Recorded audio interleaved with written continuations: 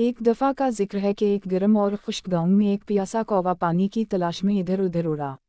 सूरज आसमान पर चमक रहा था और ज़मीन सूखी थी। कौवे का गला खुश्क था और उसे गर्मी से कमज़ोरी महसूस हो रही थी।